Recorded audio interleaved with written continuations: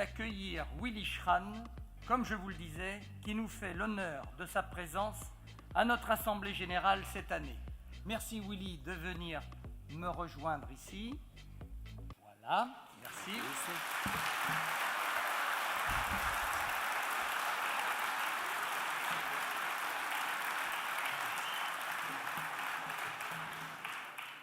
Toi, qui t'es investi corps et âme depuis 2016 à la présidence de la Fédération nationale de la chasse pour reconstruire ou restaurer l'image de la chasse française, sois-en remercié.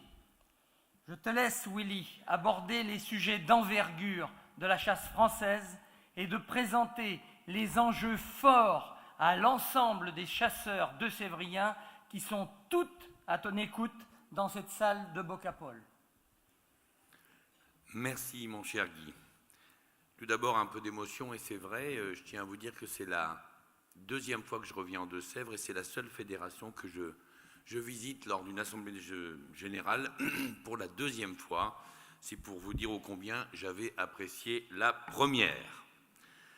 Mesdames et messieurs, en vos grades et qualités, mesdames et messieurs les élus, je salue bien évidemment monsieur le député, les sénateurs absents, mais je voulais vous dire, ce sont des gens qui œuvrent. J'ai pas ma langue dans ma poche, je les remercie. Ce sont des gens, des parlementaires engagés et qui soutiennent la chasse en France et tout ce qui touche le monde de la ruralité. Donc soyez-en remerciés. Je salue bien sûr aussi le conseil d'administration de la Fédération des chasseurs des Deux-Sèvres. Tout d'abord son président, bien évidemment, mon cher Guy Talino. Merci pour cette invitation. C'est un grand plaisir d'être là avec vous aujourd'hui. Et puis j'ai deux vieux copains aussi à saluer. D'abord Guy Guédon, qui m'avait accueilli il y a quelques années, un homme pour qui j'ai également une très grande amitié, et Frédéric Rouillet. Ça va mon Fredo? M'a l'air en pleine forme. C'est aussi notre commissaire au compte national, donc c'est un peu une institution de la chasse française. Voilà, t'es pas vieux, c'est pas ce que je veux dire, mais quand même, on a fait quelques années qu'on se fréquente et le temps passe. Mais un grand bonheur de te voir aujourd'hui, bien sûr, Frédéric. Les salariés de la fédération et bien sûr leur directrice, Alexandra Baron, que je salue, qui s'est beaucoup occupée de ma venue depuis hier, je la remercie. Elle roule un peu vite, mais elle est efficace. Elle m'a dit qu'elle habitait un peu loin de son travail, mais j'ai compris que ce n'était pas un problème au bout de 3 minutes. Elle m'en voudra un peu, mais c'est pas grave. Mais c'est quelqu'un de charmant et c'est quelqu'un qui fait un travail remarquable. On l'a encore vu depuis ce matin aux côtés du président. Mesdames et messieurs les maires, c'est très important aussi dans nos territoires ruraux, les présidentes et les présidents des ACCA, des chasses privées, des sociétés de chasse, mesdames et messieurs aussi les représentants des associations spécialisées, il y en a, mesdames et messieurs les représentants de l'État et aussi des établissements publics qui sont nos partenaires directs dans bien des domaines. J'ai vu plusieurs personnes de l'OFB, par exemple. Mesdames et messieurs, bien sûr, les chasseurs des Deux-Sèvres. Alors, les amis, le temps n'est plus à la nuance, comme on s'en rend compte, ni au politiquement correct quand je vois ce que l'écologie politique et ses alliés veulent faire de nous. Si l'écologie est une préoccupation commune, évidemment, à chacun d'entre nous qui aimons passionnément, l'écologie politique, elle, je vous le dis sincèrement, ne sert à peu près à rien. D'ailleurs, ce n'est pas moi qui le dis, ce sont eux. J'ai fait une interview croisée avec Madame Tondelier dans Le Point il y a quelques semaines. Puis un moment, un petit peu à court d'arguments, elle me dit « Mais de toute façon, vous pouvez supprimer tous les écologistes du monde, vous aurez toujours des problèmes. » Ah, alors moi, je ne peux que me féliciter de ce soupçon de lucidité des élus écologistes, dans le fond, qui reconnaissent parfaitement qu'ils n'ont, dans le fond, aucune solution pour régler les problèmes de la nature. Remarquez, c'était dans le fond pas la peine de faire un débat pour s'en rendre compte. Mais la lucidité politique est parfois de courte durée, car ces mêmes écologistes affirment sans aucun complexe que la solution à la crise agricole que nous connaissons actuellement viendra de l'écologie politique. Personnellement, comme les agriculteurs, et je salue bien sûr le représentant de la Chambre d'agriculture, les ruraux et une écrasante majorité des Français, nous savons dorénavant qu'ils en sont en fait le problème et non la solution. Je tiens à m'arrêter aussi 2 secondes auprès de nos amis agriculteurs. Je les remercie sincèrement d'avoir effectivement levé les étendards il y a quelques semaines. Je veux dire, vous avez fait un travail extraordinaire. Ça fait des années que je parle, que je me bats effectivement contre cette écologie punitive. Vous, en 15 jours de manifestation nourri, on va dire. Vous avez fait changer beaucoup de regards dans le monde médiatique.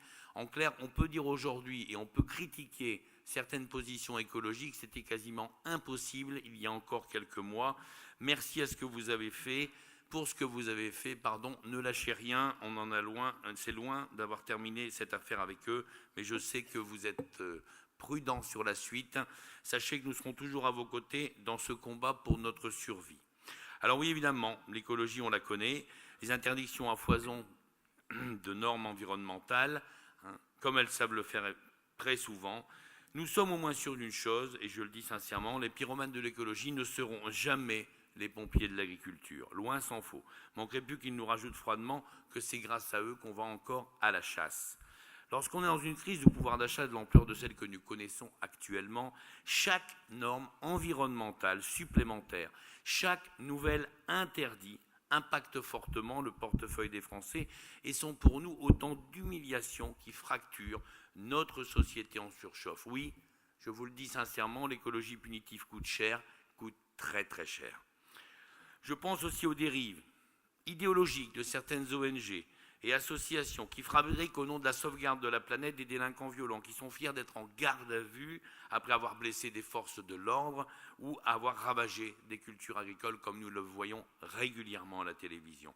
Ces groupuscules ou collectifs d'individus qui ne représentent qu'eux-mêmes ne soulèvent dans le fond pas grand-chose en termes d'idées, mais partent du principe que la violence est le seul moyen de se faire entendre et qu'au nom de la planète, on a dorénavant tous les droits. Vous avez même des activistes qui s'attaquent avec un bol de soupe à des œuvres d'art. La Joconde en a fait récemment les frais. Au nom effectivement du droit à une alimentation saine et durable, on espère tous que la soupe était bien sûr bio. Psychologiquement, j'ai légitimement cette sensation désagréable qu'on nous fait systématiquement porter aux ruraux la responsabilité de tout ce qui ne va pas sur la planète. Quand on regarde la télévision, qu'on écoute la radio, on se voit, mesdames, messieurs, imposer aujourd'hui un acte de contrition écologique permanent. On a beau changer de chaîne ou de fréquence, on croirait qu'on est revenu au temps de l'ORTF. Il n'y a plus qu'un seul mouvement, il n'y a plus qu'une seule parole. Tout ce qui ne va pas sur la planète, c'est de ma faute. C'est de ma faute, bien sûr, à cause de la voiture dans laquelle je roule, qui est thermique, on le sait tous, surtout pour les gens qui habitent à la campagne, je ne vois pas comment on pourrait faire autrement.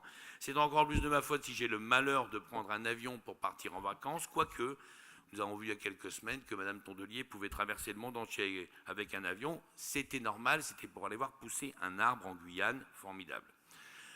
C'est de ma faute aussi parce que je brûle du bois dans la cheminée ou que je mets du charbon de bois dans mon barbecue. Vous avez tous maintenant entendu parler des particules fines. Sachez quand même qu'il y a beaucoup de villes aujourd'hui, on veut interdire les cheminées et le barbecue.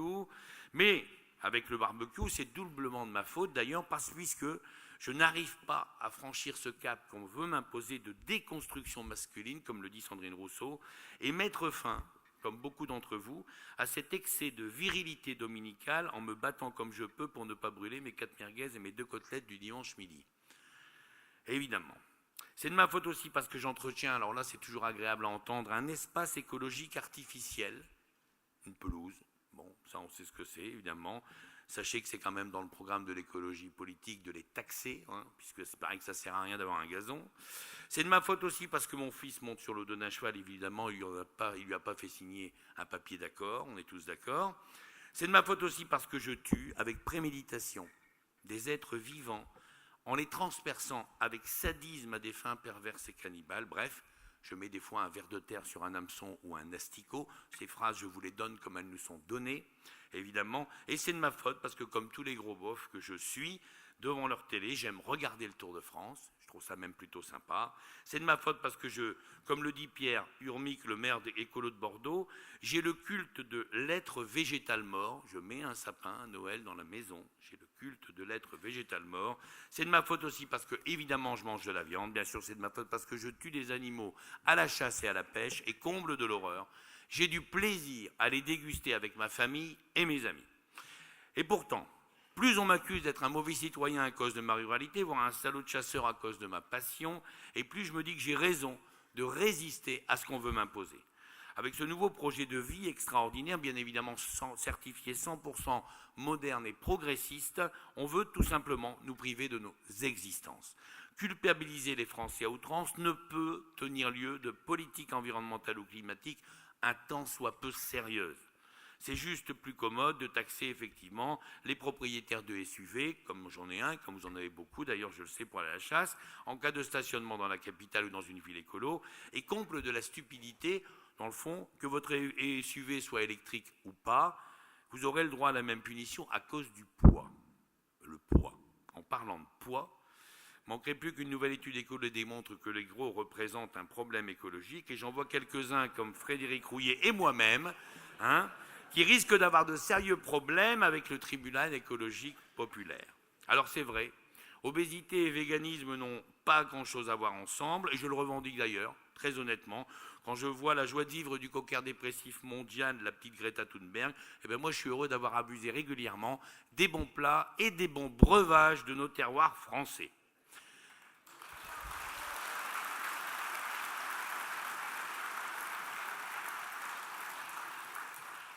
Mes coups de gueule répétés n'ont pour autant pas vocation à nier l'existant et les problèmes. Mais j'aimerais que chacun y prenne sa juste part. Pas seulement les braves gens, pas seulement moi, pas seulement vous, pas seulement ceux qui mesurent leur journée au kilomètre parcouru, pour aller travailler, pour trouver un médecin, pour remplir le frigo, ou simplement pour vivre sa passion pour la chasse le dimanche en famille ou avec des amis. Comment peut-on expliquer, par exemple, qu'on qualifie de barbares nos chasses traditionnelles, vieilles pour certaines de plusieurs milliers d'années? Pensons à celui qui, par exemple, prend 3 crins de la queue d'un cheval pour faire un petit collet, c'est la tendrie au gris, par exemple, dans les Ardennes, où j'étais la semaine dernière, et qui va poser ça dans la forêt avec quelques baies forestières pour essayer d'attraper un oiseau, parce que la tradition, l'observation de génération en génération ont fait comprendre que cette branche-là, cet arbre-là était mieux exposé. Je vais vous dire, c'est pas de la chasse, c'est de l'art. C'est quelque chose de magnifique. Vous auriez la même scène filmée dans le fond de l'Amazonie, vous auriez tous les écolos bobos français, européens, qui regarderaient ça dans le canapé le dimanche après-midi, ils en pleureraient tellement que c'est beau. Mais c'est la vérité.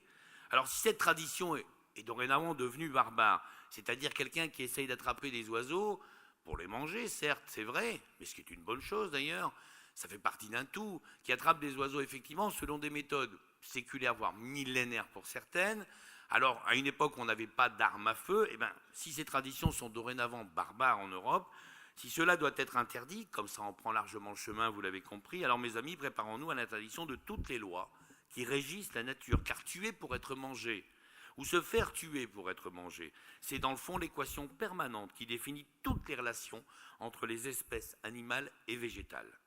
La chasse et l'ensemble de nos pratiques rurales et culturelles ne sont pas des maladies honteuses.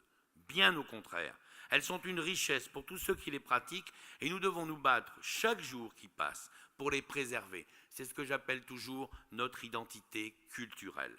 Et l'identité culturelle, ce n'est pas un gros mot. Ce n'est pas un sentiment passéiste non plus d'un autre temps, comme on le répète effectivement nos ennemis à longueur de temps. L'écologie punitive, déjà grande donneuse de leçons ici, tente dorénavant d'imposer son dogmatisme partout pour soi-disant faire le bonheur des autres, alors que dans le fond, les gens ne lui ont rien demandé. Je voudrais aussi parler de cette proposition de loi voulant interdire l'importation des trophées, alors que la vraie raison, c'est bien de vouloir interdire la chasse dans ces pays. La chasse touristique est pourtant essentielle au développement économique des zones rurales africaines, et elle permet surtout de financer la lutte contre le braconnage des espèces protégées.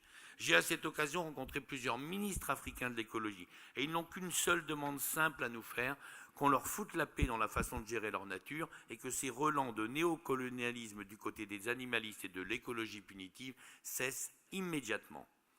C'est un peu de notre faute aussi, car à force d'humaniser Simba ou Bouba, on finit par avoir une vision idyllique et erronée du monde animal. Un lionceau, c'est pas un bébé lion. Un ourson, c'est pas un bébé ours. Un bébé, c'est un être humain dans les premiers mois de sa vie. On a une dérive écologiste identique, par exemple pour les publicités pour les voitures. Ça me choque terriblement. Vous avez des gens qui font des pubs à la télé, ça on connaît, pour une voiture. À la fin, c'est juste expliqué en quelques lignes ou en quelques phrases qu'il ne faut surtout pas l'utiliser, qu'il vaut mieux marcher et faire du vélo. C'est une directive européenne. C'est quand même dingue. Quand je parle d'un acte de contrition, il est vraiment partout. Je vous rappelle que cette mention, évidemment, a fait l'objet d'un vote à l'Europe il y a 2 ans et qu'elle est obligatoire dans les publicités partout sur le territoire européen. Alors évidemment, à force de terroriser tout le monde au nom de la planète, nous avons même dû apprendre un nouveau mot il y a quelque temps, ça s'appelle l'éco-anxiété. Alors l'éco-anxiété, on nous annonce ça comme le nouveau mal du siècle qui touche de plus en plus les jeunes, moins les moins jeunes, on va dire. C'est vrai qu'à force de nous rabâcher, qu'on va tous mourir la semaine prochaine à cause du climat, je peux comprendre ce manque de motivation à la reproduction pour l'espèce humaine. Bref, plutôt que d'imaginer de réarmer sexuellement les Français, il faudrait juste raconter, je pense, un tout petit peu moins de conneries sur la fin du monde et ça devrait facilement s'arranger. Personnellement, je ne supporte plus cette tyrannie écologique. Je ne veux pas de ce modèle de société qui se fonde sur cette doctrine qui utilise le réchauffement climatique, le respect du bien-être animal ou la sauvegarde de la biodiversité de manière totalement irresponsable. Dans ce contexte, et ça vous le savez tous, mon choix en tant que président de la FNC a toujours été clair. J'assume publiquement la chasse dans son ensemble, de la plus petite des pratiques traditionnelles à la globalité économique et sociale de sa filière. Quand je suis arrivé à la tête de la chasse française il y a 8 ans, j'ai senti qu'il fallait que nous sortions de nos campagnes pour aller expliquer ce que nous sommes et ce que nous faisons. La communication est aujourd'hui essentielle et j'ai tout de suite su que nous devions rattraper aussi coûte que coûte l'énorme retard qui était le nôtre dans ce domaine. Vous le savez, depuis 4 années, la chasse française a rendez-vous avec les téléspectateurs. Guy nous en a parlé tout à l'heure. Nous ne passons pas de la pub à la télévision pour le simple plaisir de le faire, mais parce que la publicité de la chasse, effectivement, permet de mieux l'expliquer. Donc cette chasse, après, évidemment, est beaucoup mieux comprise et acceptée par nos concitoyens. Et toutes les analyses le montrent très facilement. D'ailleurs, pour faire un petit comparatif, je pense aux 2 premières années où nous avons tenté de passer effectivement ces messages et ces publicités. D'abord, le service public nous avait refusé. Pour ceux qui nous avaient acceptés, ils ont croulé sous les insultes et les menaces de mort. Qu'en est-il aujourd'hui, 4 ans après ? Eh bien, je vais vous dire, il n'y a plus rien. Mais rien de rien. Nous sommes passés dans le quotidien du paysage médiatique et on trouve même que nos publicités sont belles à regarder, qui plus est quand on nettoie la nature comme cette année.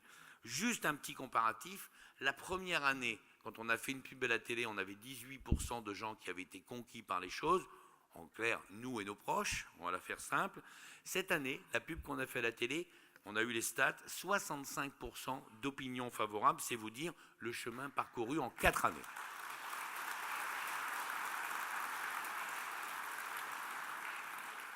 C'est vrai, c'est ça, cette notion de notoriété. On rentre dans le paysage, on s'y installe et ça devient quelque chose de normal. Et ça paye aussi dans d'autres domaines. Si nous avons une baisse légère du nombre de pratiquants, vous le savez tous, validant un permis de chasser dû, et c'est vrai, à une pyramide des âges qui joue en notre défaveur, et bien malgré tout, force est de constater que nous n'avons jamais eu autant de candidatures au permis. Certaines fédérations vont même, depuis le début de l'année ici, jusqu'à enregistrer un doublement des inscriptions. Il se passe quelque chose autour de notre permis de chasser. C'est pourquoi je réclame depuis des années que l'OFB, d'ailleurs, nous délègue clairement l'examen du permis de chasser, sous sa tutelle, bien sûr. C'est un permis de pandame, on le sait, mais c'est surtout fait pour faciliter les moyens possibles d'accès pour les jeunes ou moins jeunes nouveaux chasseurs. Une nouvelle grande étude en France a été initiée par la FNC, et Guy l'a dit tout à l'heure également, et a soulevé quelques-uns de ces chiffres, je vais les compléter. Le thème était simple, c'est qui sont les chasseurs ? Alors, premièrement la femme, on le sait, l'avenir de l'homme, et je le dis souvent, et évidemment probablement l'avenir de la chasse, et je le pense sincèrement. Si on a un effectif aujourd'hui autour de 3,5% de femmes qui chassent, sachez quand même que nous avons pratiquement 25% de nos inscriptions au permis de chasser qui sont féminines, et je pense que c'est quelque chose d'assez extraordinaire. En 2023, quelques chiffres aussi pour compléter ce qui a été dit tout à l'heure, 42% des chasseurs ont moins de 55 ans, c'est pas si mal que ça s'améliore. 50% des chasseurs sont en activité, on nous dit toujours vous êtes que des retraités nantis, c'est faux, parce que dans nos rangs, la diversité socio-professionnelle est importante et ne se dément pas. On dénombre d'ailleurs chez les chasseurs autant d'employés que d'ouvriers que de cadres. La chasse est donc moderne et reste moderne et surtout d'une mixité sociale représentative de notre société. Je tiens aussi en dernier chiffre à compléter, on a parlé de ce qu'on représentait financièrement, c'est notre chiffre écosystémique, c'est-à-dire quand vous posez vos carabines ou vos fusils, avec ou sans plomb, je l'ai entendu tout à l'heure, avec des balles ou pas de balles, vous posez vos armes et vous travaillez dans la nature. 27 journées, Guy l'a très bien expliqué. Mais quand l'État quantifie ce temps passé, eh bien vous apportez 3 milliards d'euros à la nature, ce qu'on appelle écosystémique. Il n'y a pas un écolo qui a jamais fait ça nulle part dans le monde. Je suis très fier de vous, je vous le redis, vous faites un travail extraordinaire dans la nature, vous apportez en contribution personnelle dans ce que vous faites dans la restauration, l'entretien des milieux, quand vous vous occupez des animaux, 3 milliards d'euros de votre poche et de votre temps. Bravo. Cette étude en est la preuve, nous n'avons pas à rougir de ce que nous sommes, bien au contraire. Nous sommes des passionnés résolument engagés qui donnent de leur temps et de leur argent pour la chasse, mais aussi pour la nature et pour les autres usagers. À partir de ce constat, il est inadmissible de fermer des territoires à la chasse sous de faux prétextes. Et votre région est directement visée par ce qui se passe actuellement. Je pense bien sûr à ce qui se passe sur le domaine public maritime, et particulièrement ici en Nouvelle-Aquitaine avec cette association DMA, mais aussi par le prisme de cette directive Natura 2000, où dans le fond on remet en cause quoi ? Eh bien simplement une chose très simple et qui est fondamentale en France, le droit de propriété privée. Appelons les choses par leur nom. Nous sommes aujourd'hui face à un phénomène de spoliation de nos territoires, même privés, avec comme étendard l'écologie bien sûr, et en porte-drapeau les fonctionnaires européens, sans oublier nos écolos bien de chez nous. Et si on continue là-dessus, on peut constater que tous ces petits dictateurs de territoire, et ils sont nombreux aujourd'hui, ont réussi à créer un truc extraordinaire que j'appellerais le kolkhoz écologique, qui est en passe de réduire à néant la notion de propriété privée. Donc de Natura 2000, en passant par ces nouvelles aires protégées européennes, qu'elles soient en mer ou sur terre, il suffit donc dorénavant de faire passer de nouvelles lois à Bruxelles pour vous dire ensuite ce que vous pourrez faire chez vous, et surtout ce que vous ne pouvez plus faire. Et tout ça sans acheter votre bien, sans vous dédommager de rien. Ce qui est quand même très inquiétant pour la suite. Dans la même veine, vous l'avez vu il y a quelques mois, le Parlement européen vient d'adopter le règlement sur la restauration et le réensauvagement de la nature. Ce qui en soi n'est pas une mauvaise chose. On défend tous la nature et la biodiversité. Sauf que là, encore une fois, passer par ce prisme de la déshumanisation effectivement de la nature, je crois qu'on va ouvrir une nouvelle page d'interdiction très lourde pour nos vies dans le monde rural. Je ne résiste pas d'ailleurs à vous donner comment le Parlement européen définit cette nouvelle action. Je cite la phrase « Il s'agit de protéger la nature pour elle-même ou parce qu'elle revêt des intérêts d'ordre moral, esthétique ou spirituel pour l'être humain. » Moral, esthétique, spirituel. Bon. Alors si ça c'est pas écrit par des techno hors sol européens, je vous dis pas. Les Bruxellois sont en forme. Je crois qu'il faudrait plutôt lutter contre le réensauvagement des grandes villes écolos, ça on est servi, plutôt que de vouloir réensauvager la nature à tout prix, quoique côté biodiversité urbaine ça s'améliore, quand je vois qu'on est quand même envahi par les rats et les punaises de lit à peu près partout, il y a de l'espoir. Chez les autres amis ruraux de la nature, je vais vous dire, ça va pas beaucoup mieux, et ça m'inquiète aussi. C'est pour ça d'ailleurs qu'on a créé une association que vous connaissez bien, qui sont les activités en nature, et on y regroupe tout ce que les gens peuvent faire dans la nature avec le monde de la chasse. Jamais on n'aurait pu créer ça il y a quelques années. Ces gens sont attaqués autant que nous. Je m'arrête juste sur le problème des VTTistes, des vélos en général d'ailleurs. Alors le VTT, vous le savez, ce nouvel engin écocide qui non seulement écrase les orchidées sauvages, broie les grenouilles sous ses pneus, mais en plus, érode le sol à cause de ces affreux pneus crantés qui arrachent effectivement la terre à leur passage. Alors on pourrait en rire, mais toutes les semaines, j'ai leur président au téléphone, c'est des milliers de kilomètres de chemin qui leur sont interdits, tout en sachant qu'on commence aussi à avoir le même problème avec les randonneurs. Le fait de marcher sur le sol devient des fois de trop dans certains territoires. Et quand je vois arriver ces aires protégées, quand je vois arriver tout ce qu'on nous propose effectivement au niveau des territoires, je ne sais pas, mes amis, si dans les années qui viennent, on pourra encore faire un pas en dehors de la maison, parce que même le jardin va finir par être menacé. Et on arrive à des dérives incroyables. Je prends cet exemple parce que c'est le mien et il m'est cher, c'est ce qui s'est passé par exemple dans les inondations dans le Pas-de-Calais, il y a quelques semaines. Moi, je suis conseiller municipal de mon village. On a des fossés, bien évidemment, qui doivent sortir l'eau en temps et en heure. Il y a quelques années qu'on ne les cure plus, parce que malheureusement, il y a un mec qui s'est pointé, qui a trouvé un triton crété sous un pont. D'accord ? Il faut faire une étude d'impact pour chaque fossé de la ville. Enfin, de la ville, du village, chaque fossé. C'est 18 000 € l'étude d'impact. Quand on nous a retiré à peu près toutes nos dotations dans nos petites communes, comment on fait pour curer ? On ne cure plus. Comme on ne cure plus non plus les grands canaux. Vous avez sûrement entendu parler, par exemple, de la A. Alors nous, on n'a pas de rivière comme vous pouvez les avoir. Ce sont des canaux, mais ils sont importants. La A, c'est 9 mètres de tirant d'eau. Aujourd'hui réduit à plus de sa moitié, pour une raison toute simple. On nous demande de curer ces grands canaux. Il faut retirer la vase, charger la vase, amener la vase à 110 km de là dans une usine pour traiter la vase, ramener la vase, stocker la vase, 3 ans, sécher la vase, réétaler la vase sur les champs agricoles. On passe le million d'euros du kilomètre linéaire. Voilà. Là où on en est arrivé, effectivement, avec cette écologie punitive bruxelloise qui nous empêche. Alors, on est passé à côté d'une. On a eu une catastrophe économique majeure dans ces départements comme le Pas-de-Calais. Mais sachez aussi qu'on aurait pu avoir une catastrophe humaine sans précédent. Il y a une chose qui a sauvé probablement, je dirais, beaucoup de gens dans ces inondations, c'est la passion des chasseurs. Les passions des chasseurs qui ont gardé des zones humides envers et contre tout, malgré toutes les emmerdes de la terre qu'on leur fait, ils les gardent. C'est pas moi qui l'ai dit, c'est l'État, c'est même la Cour des comptes, même si je ne suis pas d'accord avec tout ce qu'ils font, mais là ils l'ont annoncé. Heureusement qu'on avait tous ces réservoirs d'eau naturelle que nous entretenons pour la passion, pour la chasse ou la pêche, qui ont permis d'éviter un carnage humain. Il ne faudrait pas l'oublier, merci à eux. C'est pour autant, dans le fond, facile à comprendre tout ça, et c'est du bon sens. La protection de la nature ne peut se faire sans la compréhension et l'acceptation des femmes et des hommes qui vivent dans ces territoires, dans le fond, c'est-à-dire nous, tout simplement. Sans l'adhésion des ruraux et des chasseurs, chaque grande idée pour sauver la planète, je le dis, je le pense, sera vouée à l'échec.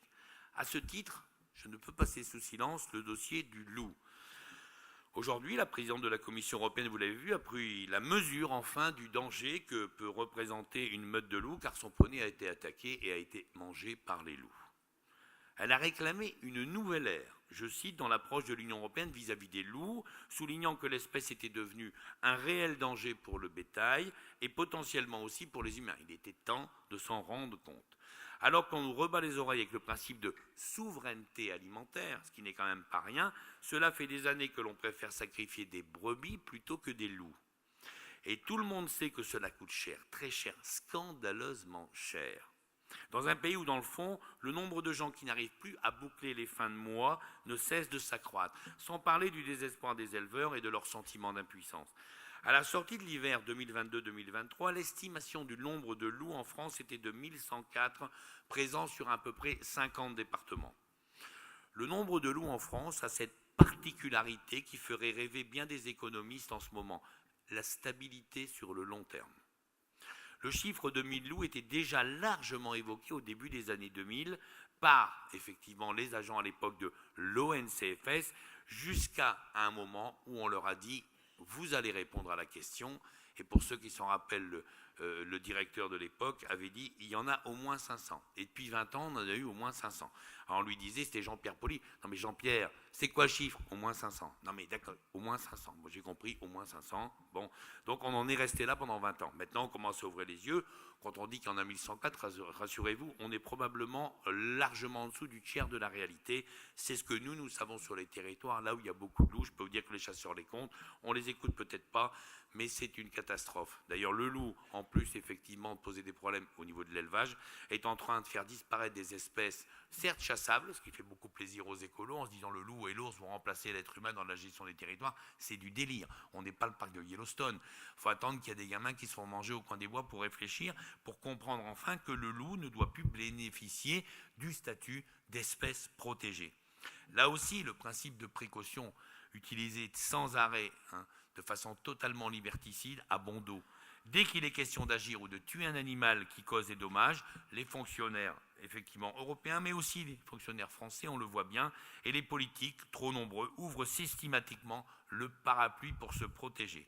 Il est temps d'inverser la preuve. Soyons pragmatiques, mes amis. Quand un loup approche d'un troupeau, c'est pas pour demander un autographe au berger. On a tous compris ce qu'il veut faire, le loup. Bon, alors on demande quoi au gars? Alors tu remplis 6 feuillets préfectoraux. Il y a 6 feuilles à écrire pour décrire les intentions agressives de l'animal. Rien. Bon, ok. Ensuite, tu envoies les papiers. Dans un délai ultra rapide de 4 semaines, tu as une réponse. Moi, je pense qu'il faudrait être un tout petit peu plus de bon sens que ça. On tire quelques balles bien ciblées dans le loup par des chasseurs locaux responsables. Hein. Comme je le dis toujours, si le loup, dans le fond, ne sait pas ce qu'il doit faire, je peux vous assurer qu'avec ce genre de méthode, il va vite apprendre ce qu'il ne peut pas faire. Voilà. C'était peut-être un peu radical, mais je vous assure que c'est efficace. Hein.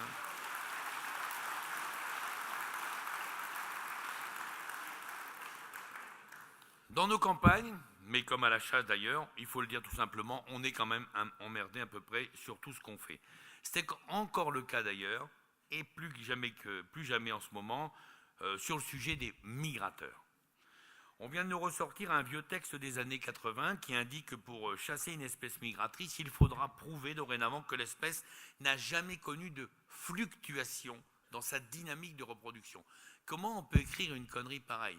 Fluctuation de la dynamique de reproduction. Mais toute espèce a des fluctuations dans sa dynamique de reproduction. Alors là, la Commission européenne qui s'autosaisit, d'ailleurs on se demande à quoi servent les députés européens, puisque la Commission maintenant est souveraine, elle s'autosaisit par son administration.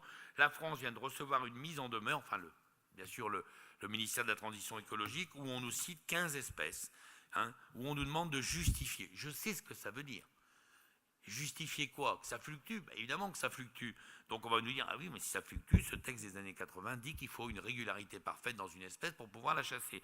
Alors bien évidemment, le hasard n'existe jamais dans les attaques écolos, et la connivence entre l'environnement européen et les associations très dogmatiques qu'on a chez nous, on vient d'apprendre que One Voice, en fin de compte, cible une nouvelle attaque sur les territoires par rapport à ce qui s'est passé ici avec la DMA en Nouvelle-Aquitaine et en prenant appui sur cette directive Habitat Natura 2000, celle qu'on ne voulait pas, celle pour laquelle l'Europe a fini par nous payer pour qu'on l'accepte, on le sait tous, et aujourd'hui, on nous demande d'appliquer les listes du ICN. Je vous prends un exemple parce que vous allez bien comprendre ce qui s'est passé dans le bassin d'Arcachon par exemple. On nous dit, prouvez-nous qu'il y a au moins 1000 couples guicheurs de cette espèce. On en arrive à retirer de la chasse l'oie cendrée, qui est quand même à peu près détruite sur tout son parcours de remontée, puisqu'ils sont tués à peu près par abattage, hein, à peu près 600 000 par an. J'ai la liste des espèces, elle est significative. Il n'y a plus de canard, sauf le colvert, et il n'y a plus évidemment aucun limicole, la bécassine des marais en tête. Moi je le dis, la chasse des migrateurs, de par cette pression européenne et du texte que l'Europe a voulu, que tout le monde a laissé passer d'ailleurs, n'a jamais été aussi proche de tout perdre. Je vous annonce déjà que ça va être un combat terrible que je vais devoir mener et ça va être extrêmement complexe.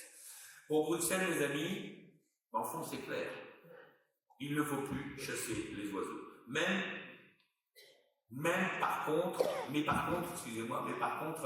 en abattre massivement au long des dégâts. Ça oui, c'est le système qu'on utilise un peu partout. Comme par exemple pour les oies, les cormorans ou les cygnes, je vais le citer. Mais, vous avez bien compris, ça ne peut pas être de la chasse. Il ne faudrait pas que vous éprouviez le moindre plaisir à l'action de chasse ou de régulation. Moi je dis toujours, la chasse n'est pas un métier. Nous ne sommes pas là pour réguler. La régulation est la conséquence de ce que nous avons envie de faire. C'est-à-dire prendre du plaisir d'être dans la nature et aller à la chasse, qui est un mélange de beaucoup de choses et qui font une émotion et du bonheur. Mais demain, moi, si je dois me lever en recevant sur mon téléphone, aujourd'hui, tu vas tuer 4 lièges, machin, à tel endroit, parce qu'il y a des dégâts. C'est pas la chasse qu'on veut en France. C'est pas la culture de la chasse qu'on a. Donc, je vois bien, on peut tuer. L'Europe, des fois, ordonne de tuer, mais c'est jamais par nous. Et c'est toujours par des gens qui doivent être, à mon avis, des robots, des animaux à sang-froid, et qui doivent strictement rien ressentir. C'est une dérive idéologique profonde vis-à-vis de l'approche de la chasse. Nous ne sommes pas des régulateurs, nous sommes avant tout des chasseurs amoureux de la nature. Évidemment, ça ne s'arrête pas au niveau européen. Et c'est le troisième volet d'une attaque sans précédent qu'on a actuellement sur le monde de la chasse. L'Europe vient de sortir une proposition de directive de bientraitance animale. Alors, cette directive n'est pas encore entrée dans l'hémicycle. Je vous dis quand même qu'elle est passée dans toutes les commissions et qu'elle a reçu l'approbation de tous les députés présents. Pas beaucoup de Français présents à quelque chose, mais ceux qui étaient là-bas ont voté pour et ceux qui ne sont pas allés ont eu tort de ne pas y aller. Pourquoi ? Il y a plusieurs choses qui ressortent de ça. D'abord, je vous apprends que pour avoir un animal de compagnie, et je mets tous les animaux de compagnie dedans, il faudra dorénavant un examen de compétences psychologiques. On vérifiera que vous n'êtes pas complètement fou. Et si vous allez bien donner à manger à votre canari, à votre cochon d'Inde, vous n'allez pas le laisser mourir de faim. Plus grave ensuite, c'est le statut qu'on compte donner effectivement à certaines espèces, je pense aux chiens et aux chats, où dorénavant il y aura un âge minimum de reproduction, 18 mois pour les chiennes et les chattes. Sachez quand même que vous serez pénalement responsable s'il y a un accouplement prématuré par rapport à ces 18 mois. Ça ne va pas être facile à la campagne. On connaît tous un petit cabochard qui passe sous les grillages et qui vient couvrir Mirza dès qu'elle est en chasse. Je vous prédis des sacrés problèmes avec ça. Également, vous l'avez compris, l'exposition de votre animal de compagnie a un risque corporel. Alors le corps, encore une fois, c'est humain, corporel. C'est fini la chasse des courants. C'est fini la chasse des courants. Si ça passe, c'est fini. On ne pourra plus exposer un chien, effectivement, au contact d'un animal ou lui faire prendre un risque, même pour le petit gibier. Quand vous tirez un lièvre 1,50 m ou 2 mètres au-dessus de votre chien qui l'a mis à l'arrêt, je ne suis pas sûr que tout ça va encore fonctionner, mais pour les courants, c'est une catastrophe. La vénerie sous terre, les chiens créancés, impossible, et bien évidemment, toutes nos modes de chiens voués à disparaître. Ça ne s'arrête pas là. Il reste encore une dernière partie à attaquer, les éleveurs. Alors sachez que vous êtes éleveur si vous avez plus de 2 chiens et une reproduction annuelle maintenant. On va être beaucoup d'éleveurs. Et là, on a un truc assez fou, c'est sur les chenils. D'abord, il y a des mètres carrés donnés par chien intérieur et extérieur. Ça, c'est une nouveauté. Quand on lit dans le descriptif, je peux vous assurer, dormez plutôt dans votre chenil dans les années qui viennent, vous serez mieux qu'à l'hôtel. Ça, c'est certain. On nous donne des trucs un peu dingues, mais on nous obligera à détenir nos chiens dans des températures, et tout ça est scrupuleusement noté. J'ai envoyé tout ça à Guy, d'ailleurs. J'ai envoyé cette circulaire qui arrive de l'Europe. Il vous la fera lire. Il y a des centaines de pages, mais vous allez bien comprendre ce que je dis, tout est dedans. On nous dit, vous n'avez plus le droit de détenir des animaux si les températures sont inférieures à 10 degrés ou supérieures à 25. C'est le moment de se lancer dans le business des chauffages et des clims pour chenil. Il y a un max de pognon à ramasser. Et il y a des départements encore plus mal placés. Il y a un problème, il y a 2 paragraphes sur l'hygrométrie acceptable pour détenir un animal. Alors nous, le Pas-de-Calais, on est à 2 doigts d'élever des carpes dans le salon. Je ne sais pas comment on va faire avec l'hygrométrie pour nos animaux de compagnie. Et puis le chien, qui moi je pensais dormait sereinement la nuit, pas du tout. Pas du tout, puisqu'il aura besoin dorénavant d'un éclairage de 17h à 9h du matin pour pas qu'il ne stresse. Quand je le vois ronfler sur mon canapé, mes 2 cortales, je me pose quand même la question du stress pendant la nuit.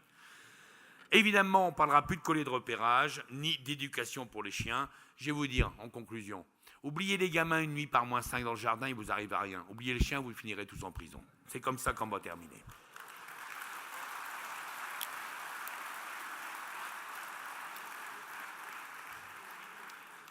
Avoir un animal de compagnie, vous l'avez compris, sera bientôt un luxe que seule une élite européenne ou française pourra se payer. D'ailleurs, dans le fond, on a bien compris, c'est ce que veulent les animalistes. Et la doctrine animaliste est très claire, à savoir rompre définitivement, et il l'exprime comme tel en ces mots, cette mise en esclavage du monde animal pour notre simple plaisir de compagnie ou de chasse.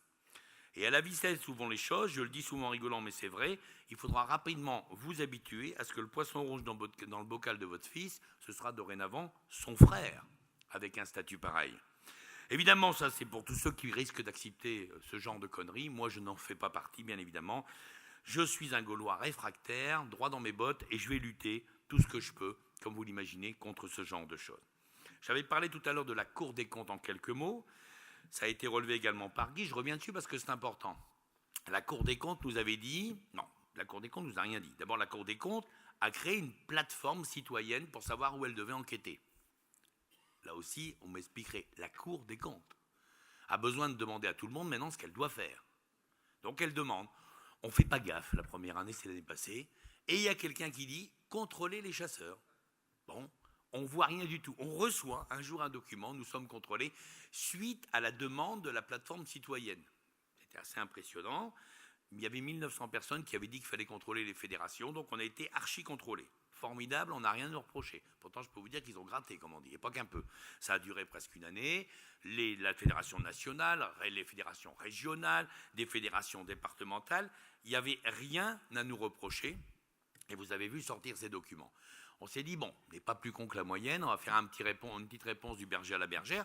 Et je vous ai demandé, il y a quelques temps de ça, de pousser par vos soutiens deux questions claires sur certaines irrégularités ou tout au moins soupçons d'irrégularités de certaines associations pour la protection de la nature, d'ailleurs qui sont toutes établies d'ailleurs au niveau du droit local en Alsace, on a bien compris pourquoi.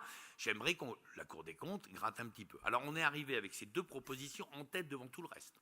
Alors là, il n'y avait même pas à dire, on était là, les autres ils étaient là-bas dans les demandes. Donc on dit, ça y est, c'est super, enfin une démocratie participative, la Cour des comptes. Eh ben non, on n'a pas été retenu.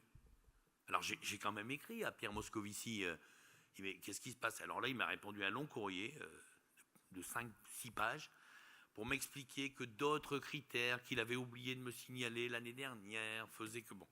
Là, j'ai dit, on nous prend vraiment pour des cons. Donc vous avez compris, on l'a bien compris. Dorénavant, il y a deux types de justice, à la Cour des comptes ou ailleurs, ou comme évidemment au Conseil d'État. Une justice pour les écologistes et toutes leurs associations punitives. Une justice pour les pauvres ruraux que nous sommes et chasseurs, effectivement. Nous n'avons plus le droit à une égalité vis-à-vis de ce genre de traitement. C'est totalement scandaleux. Plus que jamais, mes amis, nous devons nous battre pour le retour du bon sens. C'est une urgence absolue. Nous sommes, nous les chasseurs, porteurs de valeurs humaines essentielles à la communauté. La passion, le partage, la convivialité, la transmission, les gens heureux sont autant d'arguments qui font d'ailleurs mouche chez la jeune génération face à une société totalement virtuelle qui ne répond d'ailleurs plus du tout à leurs attentes. Ici aujourd'hui, dans cette salle, on n'a peut-être pas tous 5000 followers sur nos Facebook, mais qu'est-ce qu'on nous sommes? Eh bien, nous sommes des êtres humains, on connaît des gens, quelques centaines d'amis, qu'on voit régulièrement, avec qui on parle, avec qu'on peut toucher, avec qui on rit, on sourit, on mange, on boit, avec qui on vit tout simplement. Oui, eh bien, en ce qui me concerne, oui, moi j'ai la culture de l'engueulade, les yeux dans les yeux, mais surtout pas à travers le clavier d'un ordinateur qui génère aujourd'hui des violences comme jamais on a pu atteindre entre les êtres humains. Je partage ma vie, en vrai, avec d'autres personnes qui ont des valeurs, des cultures, des traditions et des modes de vie parfois différents des miens, mais que je respecte et que je suis toujours heureux de découvrir, car mes amis, le vivre ensemble, il est inscrit dans notre ADN, le vivre ensemble. Je sais, à ce titre, on ne peut pas se satisfaire, et ça a été largement évoqué tout à l'heure, on ne peut pas se satisfaire effectivement d'avoir eu 6 accidents mortels de chasse l'année dernière. Mais, comme ça a été dit aussi, n'oublions pas qu'en 20 ans, on a divisé tous les accidents par 5, en multipliant d'ailleurs le nombre de coups de carabine par 5. C'est pour vous dire le travail qui a été fait. Les fédérations de chasseurs, comme chacun d'entre vous sur le terrain, effectuent un travail extraordinaire et nous devons continuer ensemble de tendre vers le zéro accident. Tendre vers le zéro. Et pas des machines, tendre vers le zéro. Les médias qui se délectent à chaque accident ou incident, parce que maintenant on présente même des incidents quand ils s'emmerdent au bout de quelques week-ends où il ne s'est rien passé, on nous parle d'une balle qui serait passée peut-être pas loin du chenil, à droite de la maison. Bon, c'est du délire total dans ce domaine et ce traitement médiatique est disproportionné. Pourtant, je vais vous dire, on est les meilleurs élèves de la classe européenne. Et pourtant, on a l'impression quand on les écoute, et c'est vrai que le monde rural français est en guerre chaque dimanche de chasse. Juste un petit comparatif, et ce n'est pas une critique pour nos voisins espagnols. Nous, on a eu 6 accidents mortels de chasseurs. L'Espagne, la saison dernière, c'est 57, dont 30 de non-chasseurs. On n'en parle même jamais. Personne n'en parle. Et nous, il y a la moindre bricole, on est des voyous. On est des voyous. On est traités comme des voyous. C'est totalement honteux ce qui se passe au niveau des médias vis-à-vis de la chasse. Alors pourtant, je l'entends dans un autre domaine, savoir où sont les armes de chasse peut évidemment aider les forces de l'ordre quand on est face à un forcené ou à un survivaliste. Et vous savez où je veux en arriver, c'est la création du nouveau fichier centrale des armes, le SIA, que je ne porte pas du tout dans mon cœur, où chaque détenteur d'armes fera dorénavant l'objet de vérifications périodiques avec le casier judiciaire et certains fichiers du ministère de l'Intérieur afin de s'assurer de sa capacité à acquérir et détenir des armes, mais surtout par ricochet, de garder son permis de chasser. C'est le problème du B2. Alors je vais m'attarder quelques instants là-dessus parce que vous savez, il y a 15% de Français qui ont un B2, un casier judiciaire B2. Alors c'est pas grand-chose un B2, c'est pas grand-chose.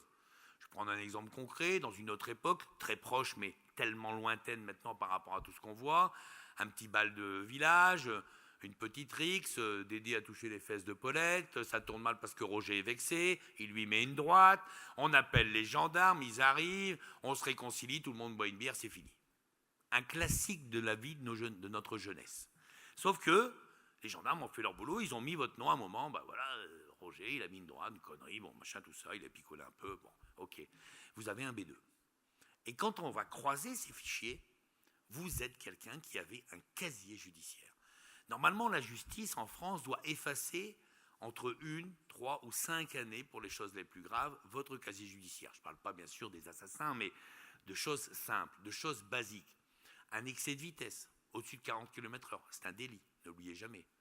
Quand on va croiser ces fichiers, si ça n'a pas été effacé, si la justice n'a pas nettoyé votre fichier, ce qu'elle ne fait jamais, là vous êtes à un moment interdit de détenir des armes et par conséquent interdit d'avoir un permis de chasser.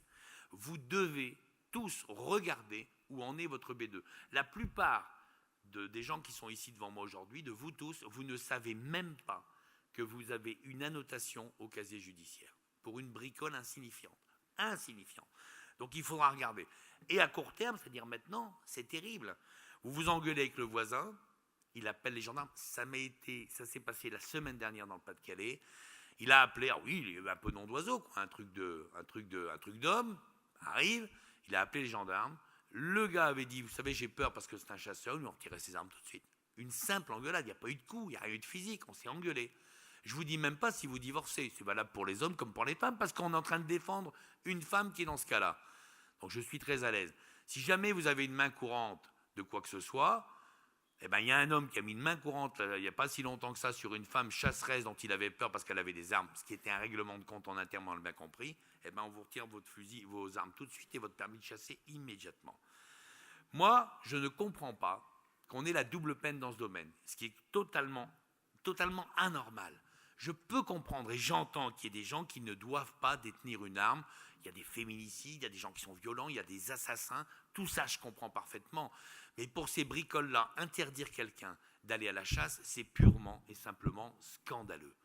Donc j'ai déjà interpellé X fois le ministère de l'Intérieur là-dessus, avec quasiment aucune réponse sérieuse. Donc on attend. Ce qui est sûr, c'est que moi, j'ai toujours pas pris, effectivement, je me suis toujours pas inscrit au SIA.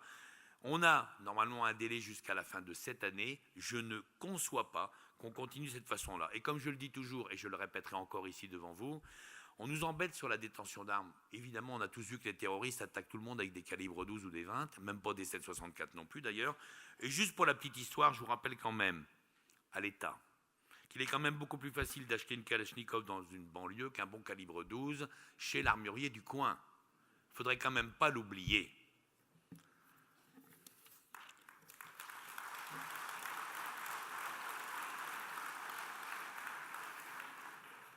Alors bien sûr, la sécurité à la chasse, qui a été largement évoquée ce matin, si elle est notre première préoccupation, je le dis, parce que c'est mon rôle, ne doit en aucun cas devenir une opposition ou un handicap à l'exercice de la chasse. Je vous ai dit ce que j'avais à vous dire sur les accidents, ce que j'en pensais, les efforts que nous avons faits sans aucune loi et sans avoir légiféré dans aucune de nos chambres, que la loi implique dans tous les schémas. Par exemple, que chaque tir doit être fichant, c'est du bon sens. Quand on tire une balle, elle doit être fichée. Le reste, je le dis comme je le pense, doit se décider au niveau départemental ou local. Nous avons une pression forte actuellement, principalement venue de l'OFB, mais pas que, sur par exemple nous obliger à matérialiser les angles de 30 degrés au niveau national. Tant que je serai là, il n'y aura aucune loi qui passera. Malgré le fait que le sénateur Chaise a d'ailleurs tenté de faire un rapport sur la question, c'est quelque chose d'impossible. Moi, je viens d'un département où on mélange la chasse du petit et du grand gibier en même temps, avec un mouvement de traque. Il est impossible de poser effectivement des jalons de 30 degrés. Ce n'est pas conseillé. Je me félicite que vous n'ayez pas pris cette voie ce matin, parce que tout ça, ça rentre dans la loi, comme les 30 mètres. Les 30 mètres, comme on nous le demande, tirer, ne pas tirer au-delà de 30 mètres. 30 mètres avec une balle, un fusil de chasse tire plus loin. Vous vous rendez compte ? 30 mètres parce qu'il faut ficher son tir. Alors ça, c'est complètement débile, je suis désolé, parce que 30 mètres, ce n'est pas une question de distance, c'est une question que le tir doit être fichant. Vous pouvez attirer à 15 mètres sur une crête, vous n'êtes pas fichant. Comme vous pouvez tirer à 150 mètres dans une vallée et être parfaitement fichant. Je l'ai écrit à mes présidents, à mes collègues, je le réécris cette semaine parce que je vois les pressions arriver. Attention, effectivement, de ne pas aller trop loin dans ces mesures de sécurité. Il faut quand même encore qu'on puisse chasser. Ce n'est pas avec de telles mesures aussi que nous allons continuer à protéger notre alimentation, en préservant les cultures agricoles, comme ça a été beaucoup évoqué depuis ce matin, ni, et il faut le dire, ni la vie des gens sur les routes. L'année dernière, 14 000 collisions entre des animaux, sauvages ou non, ce n'est pas différencié, et des voitures. C'est quand même 60 morts et plus de 800 blessés graves, dont la moitié garderont des séquelles toute leur vie. Alors, si on met des mesures tellement restrictives, il y a un moment, on ne pourra plus faire grand-chose. Et je parle bien sûr du paiement des dégâts. Et dans ce domaine, je le dis, malgré cette mission de service public, effectivement, qui est la nôtre, ce n'est pas avec de telles mesures que nous allons continuer, effectivement, à devoir payer les dégâts. Cette mission, pour le contribuable, que nous faisons à travers la protection des cultures et évidemment la protection des vies sur la route, et bien malgré tout ça, malgré le temps que vous passez, ce sont toujours et encore les chasseurs qui payent les dégâts de gibier. Alors que notre chasse, et je le dis sincèrement, devrait être considérée comme d'utilité publique, défiscalisable au temps passé, et on ne serait pas contre un petit billet non plus pour service rendu à la nation quand on voit ce que font les chasseurs dans la nature. Nos demandes dans ce domaine sont très claires, puisque nous voulons simplement ne plus avoir à payer les dégâts, je vous le rappelle, en faisant vos poches comme nous sommes obligés par la loi de le faire. Aujourd'hui, les fédérations sont obligées de lever l'impôt. Guy l'a très bien dit tout à l'heure. Le sanglier, c'est devenu le gibier de poche de la chasse française. Certes, on est là pour équilibrer, on n'est pas là pour éradiquer. Et en plus, on paye des dégâts. Alors qu'on a d'ailleurs perdu à peu près le tiers du territoire chassable en France. On ne peut plus y aller parce que c'est périurbain ou parce qu'on a des objecteurs de conscience qui s'appellent privés ou publics. C'est des communes, c'est des départements, c'est des régions qui mettent sous cloche de verre des tas de lieux aujourd'hui de chasse où on ne peut plus aller. Et nous, comme des vaches à lait, on continue à payer les dégâts et le président de Fédé, s'il ne vient pas vous piquer l'argent dans la poche, il est viré. Ça doit changer. J'ai 3 ans, effectivement, pour régler ce problème. L'État a fait un geste fort et je l'en remercie, effectivement, pour nous soutenir financièrement. Mais nous avons tous compris que cette loi de 68, elle doit absolument être modifiée dans les plus brefs délais. Je ne dis pas que les agriculteurs ne seront pas dédommagés. Je dis juste que nous, on ne peut plus payer, on ne va plus payer bien longtemps. Il y a des chasseurs qui arrêtent aujourd'hui, non pas pour le prix du permis de chasser, ça c'est bien, ça a baissé au niveau national, parce que quand on leur fait les poches pour payer les dégâts, eh ben, ils n'y arrivent plus, et c'est totalement inacceptable. Mes amis, entrons en résistance dans ce monde qui ne respecte plus grand-chose de nos traditions, contre cette pseudo-modernité anti-humaniste qui voudrait nous couper de ce que nous sommes, nous les ruraux. La chasse est un art populaire que nous devons défendre, un art de vivre, et ça a été très bien dit ce matin. Ce que je veux pour mon pays, c'est une ruralité heureuse. Et pour y arriver, il faut cesser de nous persécuter pour de faux prétextes et de vouloir détruire ce qui fait notre identité culturelle. Mes amis, je ne vous cacherai pas mon inquiétude, vous l'avez compris, jamais nous n'avons autant été attaqués et sur tous les fronts en même temps. Sommes-nous d'ailleurs certains aujourd'hui, et j'aime reprendre cette phrase qui n'est pas de moi mais elle est vraie, sommes-nous certains aujourd'hui, oui ou non, de pouvoir encore transmettre à nos enfants ce que nous avons reçu de nos parents? Quand je vois le nombre de gens qui me disent, encore tout à l'heure un monsieur, mon petit-fils il ne pourra jamais aller à la chasse. C'est terrible. ou quand j'étais en Seine-Maritime il y a quelques jours, il y avait un pêcheur qui m'a dit, voilà, nous on pêchait la crevette, mon père pêchait la crevette, mon grand-père, mon arrière-grand-père pêchait la crevette, j'allais avec mon petit-fils depuis toujours. Eh bien, à cause du parc marin, on nous a interdit d'aller pêcher les crevettes, on ne peut plus aller pêcher les crevettes. Et bien, à la vitesse où vont les choses, quand j'entends tout ça et quand je vois toutes ces attaques, et pour la première fois de ma vie, je vous le dis sincèrement, je n'en suis malheureusement plus sûr. Pourtant, ce n'est sûrement pas aujourd'hui, quand le bateau tangue comme jamais, que je vais renoncer à défendre bec et ongle notre passion. Mes amis, soyons fiers de ce que nous sommes et de toutes nos pratiques. Et ne laissons plus jamais personne nous dire le contraire. C'est pourquoi, vous l'avez compris, la plus petite parcelle de notre chasse doit être défendue comme si l'avenir de tout le reste en dépendait. Alors, ce n'est pas le moment de renoncer à ce que nous sommes, à ces valeurs que nous portons fièrement et qui redeviendront demain, et ça a été dit ce matin aussi, comme elles l'ont toujours été depuis le début de l'histoire de l'humanité, un modèle de vie et un exemple à suivre pour tous. Je sais que je peux compter sur vous, mais n'oubliez jamais que je serai toujours là pour vous défendre. Vive la ruralité et vive la chasse.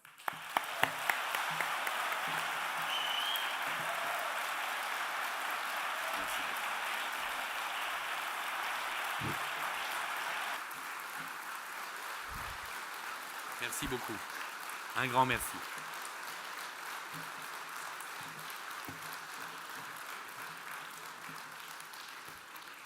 Merci beaucoup. Merci Willy pour ce très beau discours et ces valeurs que tu nous fais défendre et qu'on défend avec grand plaisir. Je ne voulais pas que tu passes en Deux-Sèvres sans qu'on t'apporte quelques petits cadeaux. Alors j'espère qu'on va se joindre à moi pour vous les apporter et pour te faire en sorte que tu aies toujours un souvenir des Deux-Sèvres. Voilà. Merci Alexandra. Donc un ensemble de produits du terroir parce que les Deux-Sèvres sont un territoire de terroir et tu as là un ensemble de produits qui sont fabriqués ici dans notre ruralité. Et puis on a aussi rajouté 2 livres. Si un jour, avec ton épouse, tu voulais faire du tourisme en Deux-Sèvres, eh bien, tu as tous les monuments historiques des Deux-Sèvres qui sont sur un des bouquins. Et si tu veux aller dans le Marais Poitevin, il y en a un qui traite plus particulièrement du Marais Poitevin. Voilà. Merci d'être venu 2 fois en Deux-Sèvres. Et merci pour ces valeurs. Un grand merci à tous et merci pour votre accueil formidable. Merci beaucoup.